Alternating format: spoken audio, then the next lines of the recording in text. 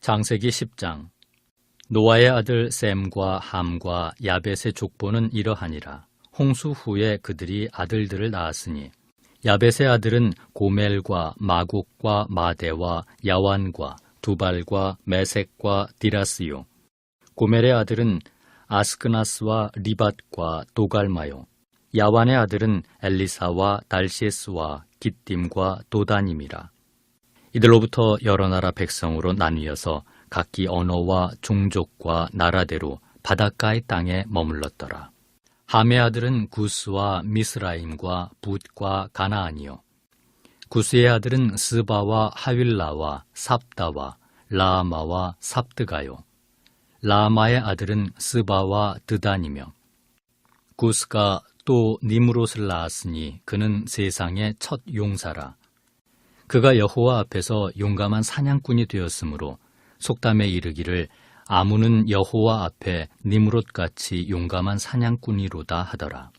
그의 나라는 시날 땅의 바벨과 에렉과 악갓과 갈레에서 시작되었으며 그가 그 땅에서 아스루로 나아가 니느웨와 르호보딜과 갈라와 및 니느웨와 갈라 사이에 레센을 건설하였으니 이는 큰 성읍이라. 미스라임은 루딤과 아나밈과 르하빔과 납두힘과 바드루심과 가슬루힘과 갑도림을 낳았더라. 가슬루임에게서 블레셋이 나왔더라. 가나안은 장자 시돈과 헷을 낳았고 또 여부스 족속과 아모리 족속과 기르가스 족속과 히위 족속과 알과 족속과 신 족속과 아르왓 족속과 스말 족속과 하맛 족속을 낳았더니 이후로 가나안 자손의 족속이 흩어져 나아갔더라. 가나안의 경계는 시돈에서부터 그라를 지나 가사까지와 소돔과 고모라와 아드마와 스보임을 지나 라사까지였더라. 이들은 함의 자손이라 각기 족속과 언어와 지방과 나라대로였더라. 셈은 에벨 온 자손의 조상이요 야벳의 형이라. 그에게도 자녀가 출생하였으니 셈의 아들은 엘람과 아수르와 아르박삿과 룻과 아람이요. 아람의 아들은 우스와 훌과 게델과 마스며 아르박삿은 셀라를 낳고 셀라는 에벨을 낳았으며 에벨은 두 아들을 낳고 하나의 이름을 벨렉이라 하였으니 그때의 세상이 나뉘었으며 벨렉의 아우의 이름은 욕단이며 욕단은 알모닷과 셀렙과 하살마웻과 예라와 하도람과 우살과 디글라와 오발과 아비마엘과 스바와 오빌과 하윌라와 요밥을 낳았으니 이들은 다 욕단의 아들이며 그들이 거주하는 곳은 메사에서부터 스발로 가는 길의 동쪽 산이었더라. 이들은 셈의 자손이니 그 족속과 언어와 지방과 나라대로였더라. 이들은 그 백성들의 족보에 따르면 노아 자손의 족속들이요 홍수 후에 이들에게서 그 땅의 백성들이 나뉘었더라. 주님의 전에 나온 여러분을 환영합니다. 주님의 말씀과 복음 안에 거하는 저희들이 되기를 주님의 이름으로 축원합니다. 오늘은 창세기 10장 말씀으로 흩어짐의 은혜, 삶의 자리라는 말씀으로 말씀을 전하겠습니다. 오늘 우리는 창세기 10장이라는 족보 앞에 놓여 있습니다. 우리가 족보를 보면 때로는 이 말씀을 어떻게 읽어야 하는가 난감하기도 합니다. 우리가 제대로 알지 못하는 이름들이 계속 나열되기 때문입니다. 그러나 이 족보 안에서도 우리가 주목해서 보아야 할 것들이 있는데 주님의 말씀이, 주님의 은혜가 계속해서 퍼져 나간다라는 것이지요. 특히 오늘의 족보에서 우리의 시선을 끄는 인물이 등장합니다. 그는 니므롯이라는 사람입니다. 성경은 그를 가리켜 세상의 첫 용사요 여호와 앞에 용감한 사냥꾼이라 라고 말씀하고 있습니다. 얼핏 보면 그는 영웅 같습니다.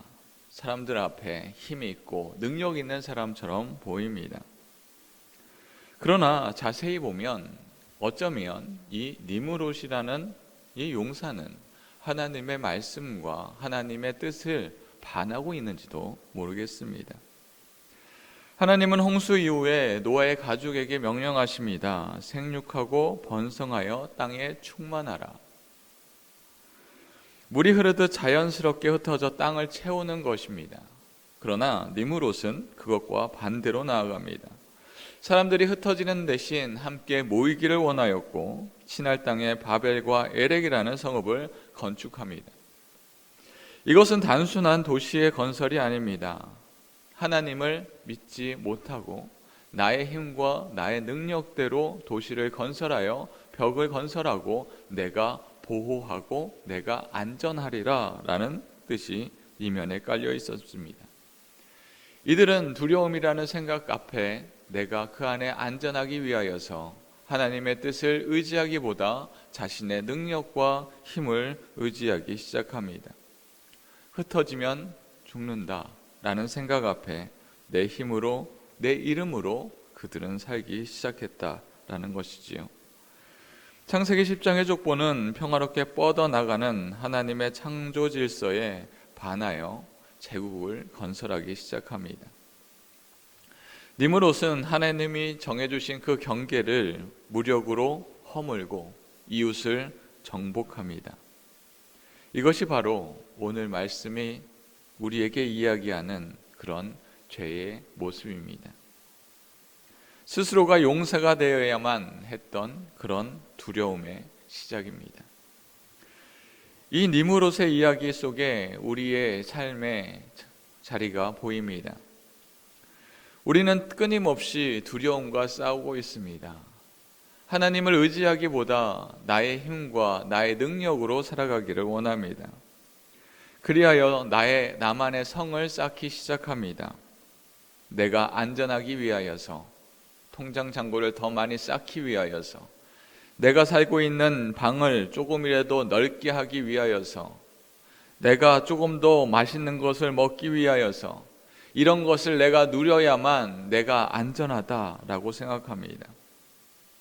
하나님이 아니라 내 눈에 보이는 것들을 바라보며 내가 안전하고 불안하다라는 것을 판단하기 시작하는 것이지요. 우리는 이것을 성공이라고 부르지만 성경은 이것을 불신앙이라고 이야기합니다. 우리는 타인을 하나님이 보내신 이웃이라고 보는 것이 아니라 그저 나의 안전을 위협하는 사람으로 보곤 합니다. 나의 안전을 위협하는 경쟁자라고 인식하는 것이지요. 나와 다른 배경, 나와 다른 정치 성향, 다른 기질을 가진 사람들을 보면서 나는 맞았고 그 사람들은 틀렸다라고 하며 혐오의 이야기들을 쏘아댑니다. 우리는 다양성이라는 축복을 하나님께로부터 받았습니다. 그러나 그 다양성을 다름으로 해석하고 서로를 혐오하고 있지는 않은지요. 우리는 어떤 성을 쌓고 있습니까? 나의 생각과는 다르다고 하여 하나님의 뜻을 반하고 있지는 않습니까? 우리는 하나님의 섭리보다 나의 안전장치를 더욱더 신뢰할 때 우리는 하나님이 주시는 은혜와 복음이 아니라 나의 뜻과 나의 힘대로 사는 것입니다. 니므롯이 시끄럽게 성을 쌓고 자신의 뜻대로 자신의 힘대로 살아갈 때 하나님은 하나님의 뜻을 이루고 계십니다. 오늘 본문의 5절과 32절에 반복되는 단어가 등장합니다. 거기에는 나뉘었다라는 말입니다. 이들로부터 여러 나라가 나뉘었습니다. 또한 여러 종족과 여러 나라가 그 땅에 머물러 있습니다. 여기서 이야기하는 나눔은 저주가 아닙니다. 창세기 1장 28절의 축복, 생육하고 번성하여 땅에 충만하라는 그 말씀의 성취인 것이지요. 니므롯은 억지로 사람을 모으려 했지만 하나님은 하나님의 은혜대로 사람들을 흩어내셨습니다. 하나님은 70개나 되는 민족을 하나하나 거주지와 경계를 정해 주셨습니다. 그리하여 그들은 그 자리에서 자신의 사람들과 함께 기쁨으로 살아가게 됩니다. 이 족보는 우리에게 하나님이 주시는 다양성이 있음을 알게 합니다. 하나님은 획일적인 제국을 원하지 않으시고 각각 다른 언어, 다른 문화와 하나님을 찬양한 다채로운 민족으로 흩으셨습니다. 하나님은 역사의 진짜 주인입니다. 우리 눈이 보일 땐, 우리 눈으로 볼 땐 니무롯과 같은 힘 있는 사람, 능력 있는 사람이 온 역사를 지배하는 것처럼 보이지만 사실 그 역사를 주도하는 것은 하나님입니다.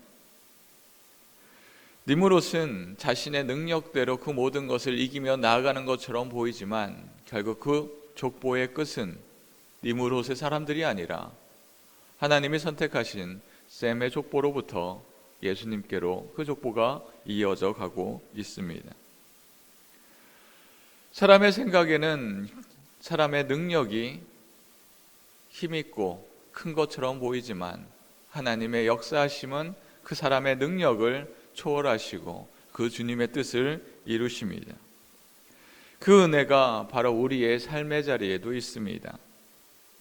우리가 살고 있는 가정과 직장과 또한 우리의 직장 위에 하나님의 말씀대로 우리는 그 자리를 차지하고 있습니다.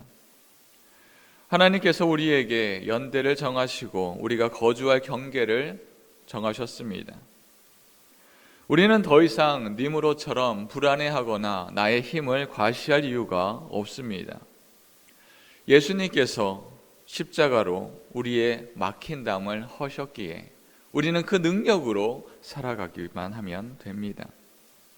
지금 처한 상황, 비록 광야와 같고 내 뜻대로 되지 않아서 나의 힘과 나의 능력이 다 흩어져 사라지는 것처럼 보일지라도 그것은 우리가 괴로워하는 장소가 아니라 하나님의 섭리 가운데 심어놓으신 사명의 자리입니다.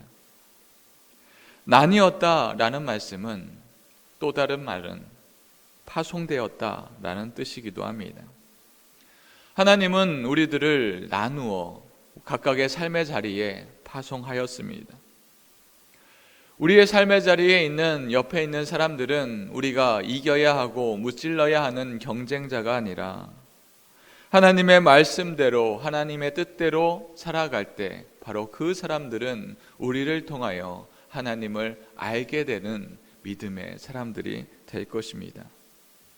나와 다른 사람을 만날 때 그 사람을 바라보며 우리가 불편해하는 것이 아니라 각 나라와 족속과 백성과 방언에 따라 큰 무리가 몰려오듯이 하나님을 찬양하는 사람은 한 족속, 한 사람이 아니라 많은 사람, 다양한 언어, 다양한 뜻을 가진 사람이 오로지 하나님을 향하여 하나님의 영광을 향하여 영광의 찬양을 드릴 때 바로 그것이 하나님이 말씀하신 거룩한 땅, 하나님의 말씀의 성취일 것입니다.